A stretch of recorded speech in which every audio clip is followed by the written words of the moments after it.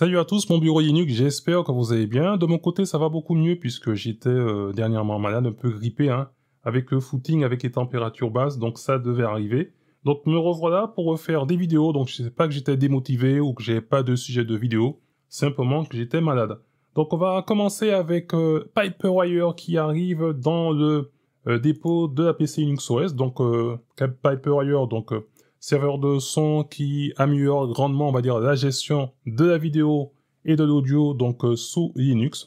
Donc ça prend en charge tout ce qui était déjà possible de faire avec Pulse Audio ou Jack.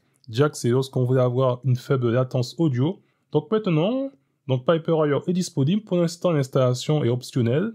Mais je pense qu'avec les futurs ISO de la PC Linux OS, ce sera, on va dire, installé par défaut. Donc ça fonctionne, on va dire, maintenant pour KDE Plasma, Mate, XFCE, ASQT et puis ISO communautaire, eh bien je pense que ça va se faire au fil de l'eau.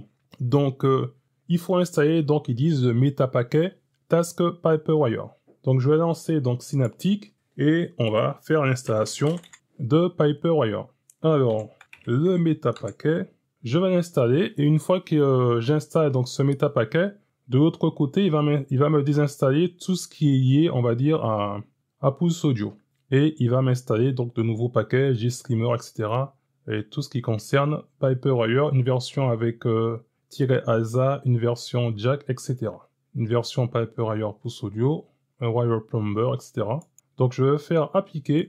Donc l'installation a été, on va dire, assez rapide.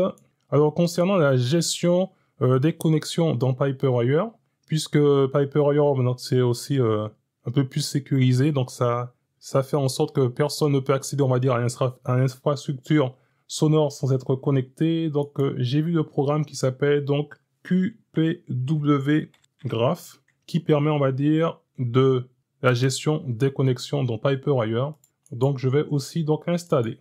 Donc, une fois que c'est fait, dans le terminal, une fois après le reboot, on va faire un petit INC espace-A. Et on devrait avoir la version 1.0.3 de Piperwire. Donc en lançant le terminal, cette commande me retourne que pour le moment, donc il devrait avoir ici Pulse Audio, mais je pense vu que ça a été enlevé, donc on va rebooter la machine et puis on se retrouve de suite. Voilà, donc après avoir installé donc le métapaquet task-piperwire sur la PC Linux OS, donc j'ai rebooté donc la machine et on va faire donc la commande dans le terminal, donc inc espace-A pour voir le serveur de son qui est utilisé.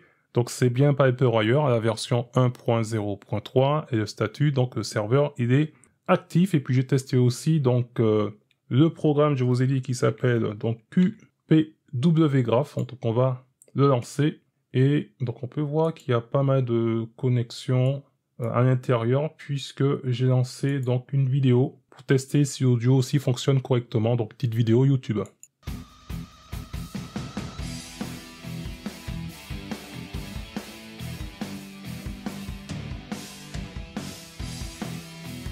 Donc là, on a bien dans ici la connexion avec Firefox. Donc ce que je vais faire, donc je vais éteindre Firefox, on va le fermer du moins, et la connexion aussi a disparu ici.